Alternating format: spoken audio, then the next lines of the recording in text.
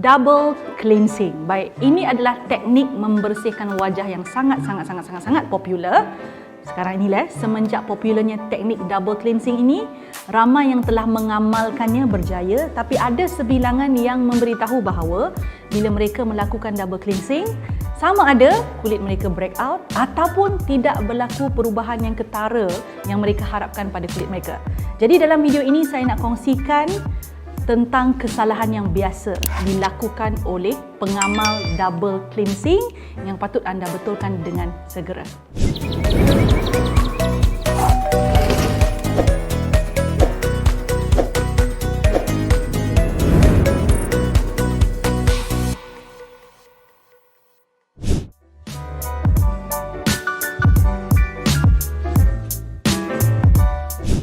Sekiranya anda baru menonton video ini dan saya sangat galakkan untuk tonton dahulu video tentang double cleansing yang pernah saya buat sebelum ini agar anda tahu apa yang sedang kita bincangkan.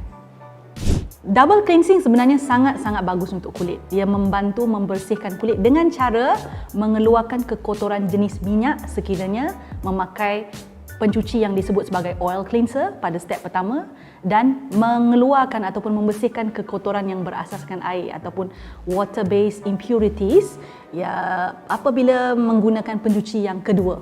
Tersasul sikit kat situ. Tapi nak cerita ni, double cleansing memang bagus. Saya mengamalkan double cleansing and I found that my skin is cleaner. Pada masa yang sama dia tak rasa macam tertarik, dia tak rasa macam ketat-ketat, which is very good for your skin. Itu kelebihan double cleansing.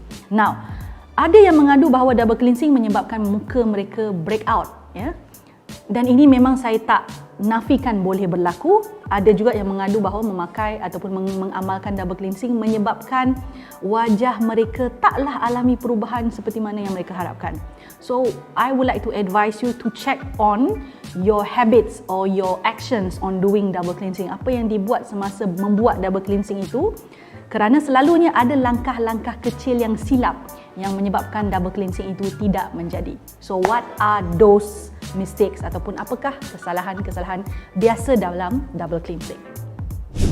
Kesalahan biasa yang pertama, menggunakan oil cleanser yang raw ataupun sangat original. Contohnya, ambil minyak kelapa ataupun avocado oil, whatever oil yang mana orang kata original dan sapu terus ke muka. Saya sangat-sangat tak galakkan kerana cara ini memang sangat mudah untuk menyebabkan breakout. Setiap jenis minyak ni ada tahap comedogenic-nya, iaitu kita panggil dalam bahasa Inggeris comedogenic level.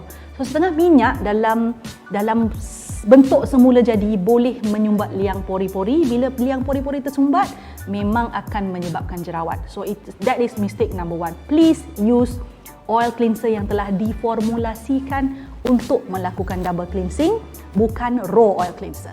Kesalahan kedua adalah kesalahan yang berkaitan dengan kebersihan. Ramai yang melakukan oil cleansing ini, dia tak bersihkan tangan terlebih dahulu. Saya ingatkan benda ni sepatutnya semua orang tahu tau. Memang kena cucilah tangan tu bersih-bersih dulu sebelum letak oil cleanser dan sapu ke muka. You have to make sure your hands are clean. Tapi rupa-rupanya ada yang masuk je bilik air, dia terus letak oil cleanser, sapu terus ke muka. So, apa-apa yang berada pada tangan itu kan memang boleh berpindah ke muka sekiranya tidak dibersihkan. Please amalkan, bersihkan tangan dahulu. Basuh dahulu tangan tu bersih-bersih sebelum menggunakan ataupun mengamalkan double cleansing. Kesalahan ketiga adalah menggunakan oil cleanser dalam keadaan tangan basah, muka pun basah. The rule of using oil cleanser, glowy girls, glowy guys sekalian, adalah dengan memastikan tangan itu kering. Maksudnya tadi kalau dah bersihkan tangan tu, lap dulu tangan kering-kering. Muka tu mestilah tidak diusik, tidak ada percikan air, tak berpeluh ya.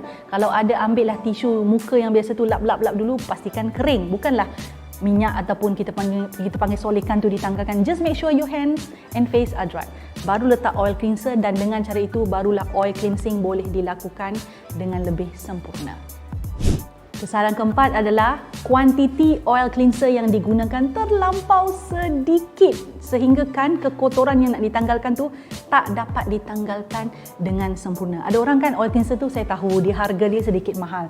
Tapi kalau setakat pakai satu pump Memang tak boleh. Ya, minimum saya biasa amalkan pakai 2 pump. Sebenarnya kita kena tengoklah corong muncung botol tu lah. Ya, kalau kita pump sikit tu nampak sikit, dia tak cukup lah ya. Biasanya saya memang memenuhi tangan, ruang tangan tu supaya bila saya gosok, dia memang boleh kita panggil menanggalkan segala lekatan-lekatan solekan sunscreen di muka tu dengan cara yang berkesan, dengan betul-betul tanggal.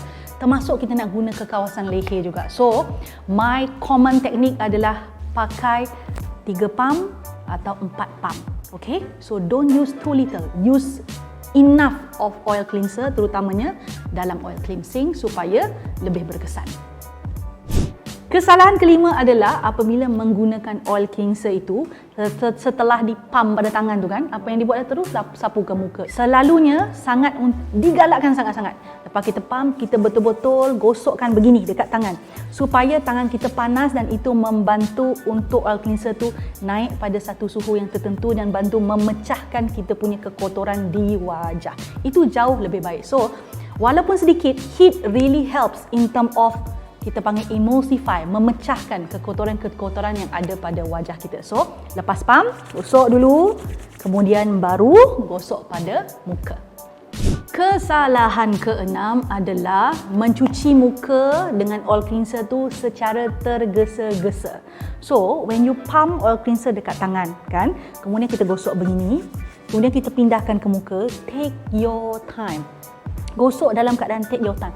Gosok kat dahi, gosok kat pipi, dagu, kawasan mata, our eyelid, dalam keadaan mata ditutup, kita punya leher bersihkan dan ambil masa. I think about good 30 second, 45 second is enough.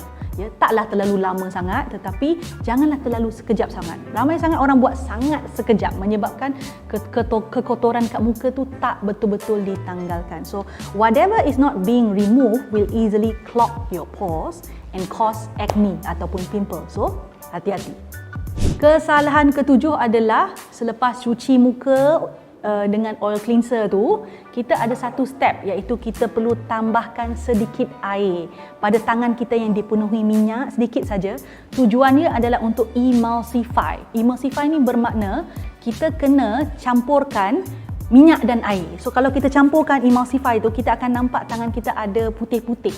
Dia akan bertukar, kita punya minyak tu akan bertukar jadi liquid yang berwarna putih-putih macam susu. Kalau itu berlaku bermakna emulsifying is happening. So bila emulsify berlaku pada tangan, kita gosok sambung semula kepada muka. So teknik itu mesti dijalankan. Kesalahan ke-8 adalah membilas wajah dengan air yang sejuk. So itu salah ya.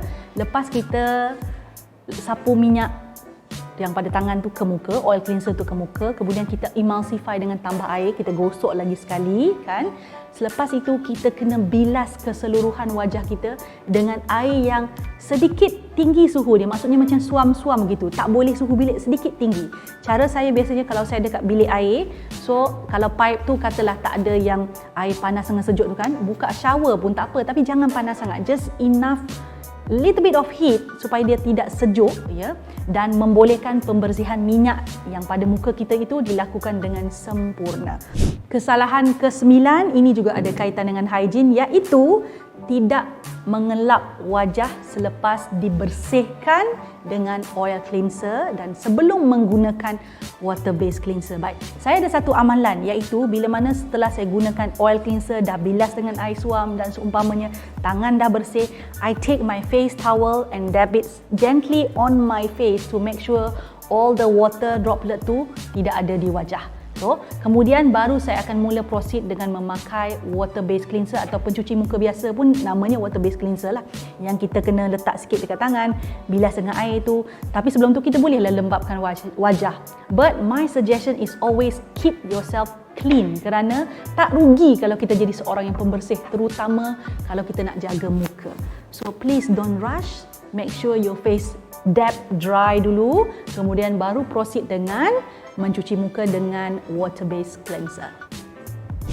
Double cleansing, terutama pada langkah memakai oil cleanser, memang memerlukan anda untuk memastikan penggunaan oil cleanser tu betul-betul tepat supaya penggunaan water based cleanser seterusnya dan penggunaan produk selepasnya menjadi lancar dan menyerap dengan lebih baik pada kulit. Because if you don't do your double cleansing right, there is high chance that apa yang berlaku pada kulit kita adalah your pore will clog, ya, terutama kalau kita pakai oil cleanser yang a bit thick dia punya texture. So please bear in mind, check you punya habit, your habit on using oil cleanser in double cleansing. Kalau ada yang salah, boleh betulkan. Okay? If you have more questions, I would like to hear from you. Leave positive comment dalam bahasa yang positif di ruang komen supaya kami boleh memberi jawapan dan membantu anda secara positif juga. Bye-bye. Suka video yang saya selalu kongsikan?